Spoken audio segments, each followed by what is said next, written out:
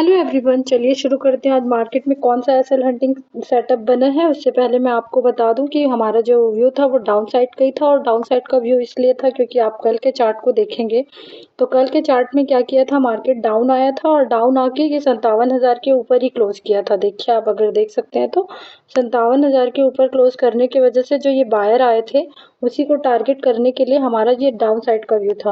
और सेंसेक्स में भी देखेंगे तो सेंसेक्स भी अपने जो 82,000 है उसके ऊपर ऊपर ही क्लोज करके गया था। और निफ्टी को देखेंगे तो निफ्टी भी अपने 25,000 के ऊपर ऊपर क्लोज करके गया था। तो तीनों तीनों पीएसवाई के लेवल के जब ऊपर रेंज बना देते हैं तो बायर ही आते हैं। उसी बायर को टारगेट करने के लिए हमारा जो व्यू था वो डाउन साइड का ही था। और आज मार्केट में गैप डाउन ओपनिंग हुआ था और हमारे फेवर में ही ओपन हुआ था। और एसएल हंटिंग भी हमारे फेवर में ही बना था, जिसमें 25,000 का ब्रेकआउट किया है निफ्टी ने, आप देख सकते हैं किया है 82,000 का ब्रेकआउट। देखिए फर्स्ट कैंडल से।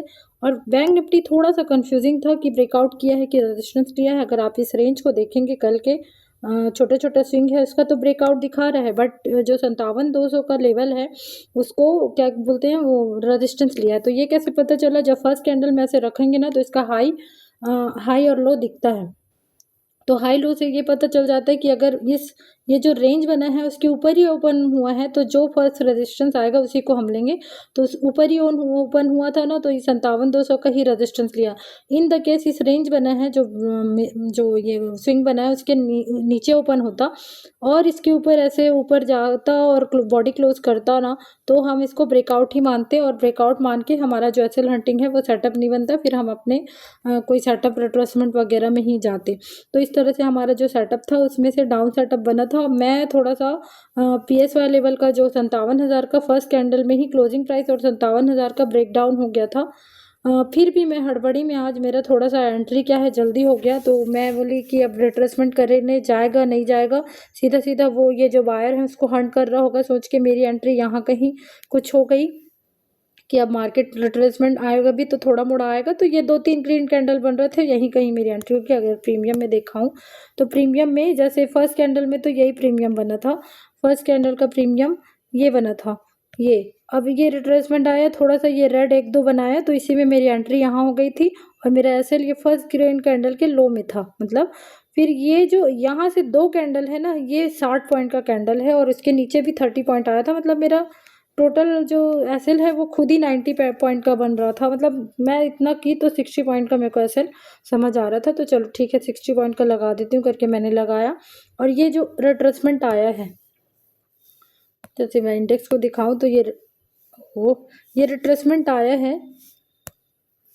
ये रिट्रेसमेंट में प्रीमियम इतना डिके किया है कि प्रीमियम जो फर्स्ट कैंडल था ना, जैसे देखिए अगर आप इंडेक्स में देखेंगे तो फर्स्ट कैंडल का ब्रेकआउट नहीं हुआ है, लेकिन इसी का जो अगर मैं पुट लगाई थी 57,000, मतलब जिसका भी मैं लगाई हूँ तो पुट के प्रीमियम में ब्रेक डाउन हो चुका था। तो इस वजह से मेरा एसएल हिट हो गया और मेरे को मार्केट ने यहीं कहीं निकाल दिया था और मार्केट देखिए मेरे फेवर में। लेकिन अगर आप रिट्रेसमेंट को देख के पूरा रिट्रेसमेंट में जाते, देखिए मार्केट इतना हाई तक चला गया था, डे हाई तक। तो फिर मैं थोड़ा सा कंफ्यूज भी हो गई थी कि मे बी आज मार्केट में मैं गलत हो गई होंगी। और क्योंकि जो बायर आए हैं उसको रिट्रेस करके तो निकाल ही चुका है, 57,000 का भी ब्रेक डाउन कर चुका है, तो इतने में तो बायर निकल जाते हैं। मे बी मार्केट में मैं गलत हो गई करके मेरा थोड़ा सा व्यू भी चेंज होने लग गया था ये जब इतना रिट्रेसमेंट आया तो। और यहाँ पे रेंज बना रहा था तो तभी मैं सोच रही थी कि एक कॉल कर ले लूँ क्या, बट मैं सेकंड ट्रेड करती तो देखिए फिर ऐसे होता, वही साइकोलॉजी ख़राब करता। और इसीलिए मैं 1 महीने तक, क्योंकि अभी मेरा डाउनफॉल चल रहा है ना, तो इसीलिए 1 महीने तक एक ही ट्रेड में हूँ। देखिए एक ऐसे हुआ तो बहुत शांत हूँ। अभी बाइंग का बनाती इसको देख के कि चलो ये वायर को तो निकाल चुके हैं करके, फिर उसके बाद मेरा और ऐसे हो जाता। और ये तो इस तरह से व्यू बना था। लेकिन मैं नहीं गई तो अच्छा ही की, डबल ट्रेड नहीं करना चाहिए, इसीलिए एक ट्रेड में बैठो, ऐसे हो गया तो एक्सेप्ट करो। तो चलो टारगेट बता देती हूँ जल्दी जल्दी।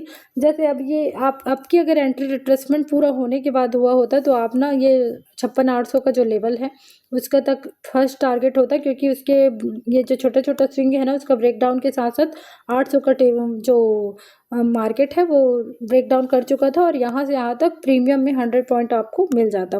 और वहीं आप सेंसेक्स को देखेंगे तो सेंसेक्स जब वो 800 का ब्रेक डाउन कर रहा था तो ये 500 के करीब में ऊपर ऊपर ही था थोड़ा सा तो था, तो एक ब्रेकडाउन और एक सपोर्ट के सिस्टम में फिर आ जाता है, फिर मार्केट रिवर्स भी हो जाता है कभी कभी।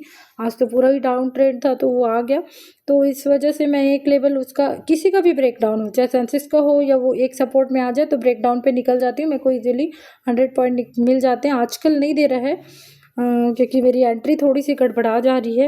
अब एंट्री क्या गड़बड़ा रही, फर्स्ट कैंडल में ही वो दे देता है, पूरा नीचे आ जाता है, तो एंट्री आप थोड़े से में जाओ तो फिर वो ऐसे ही मतलब बहुत कम टारगेट मिल पाता है। लेकिन ठीक है, आज नहीं तो कल होगा, प्रीमियम अभी वैसे ही चल रहे हैं, तो इस तरह से एंट्री होती। और निफ्टी में तो कोई लेवल ही नहीं था, 800 का लेवल था, तो वो तो निफ्टी 200 का जो 200 तक बहुत ले दे के आता है, तो ये दोनों को देख के आप निफ्टी में भी अगर ले रहते तो निफ्टी में भी आप निकल सकते थे, तो इस तरह से था।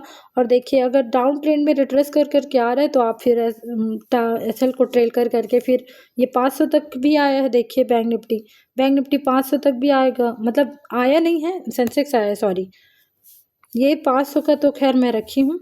अरे यार इतना कचरा हो जाता है मेरे से, मेरे लेवल सारे मिट जाते हैं, इसीलिए मैं डिलीट नहीं करती हूँ ज़्यादा। देखिए छूने से फिर वो, तो ये 500 के लेवल का ब्रेक डाउन किया, तो जैसे डाउन ट्रेंड में है ना, तो फिर आप एक एसएल को ट्रेल कर करके भाई 800 500 तक ही जाओ, क्योंकि 500 का ब्रेक डाउन हुआ, फिर सेलर और आए होंगे तो फिर उसको भी निकाला, तो ऐसे ही चल रहा है देखिए मार्केट में। तो इतना आपको लंबा टारगेट मिल जाता। मैं इसलिए 100 पॉइंट लेके निकल जाती हूँ क्योंकि मार्केट ना हमेशा डाउन ट्रेंड नहीं रहता, कभी कभी ज़्यादातर मार्केट मतलब 80% मार्केट साइडवेज रहता है, पलटने वाला। एक लेवल ब्रेक डाउन होता है फिर पलट जाता है, ऊपर से कोई ब्रेकआउट होता है तो पलट जाता है।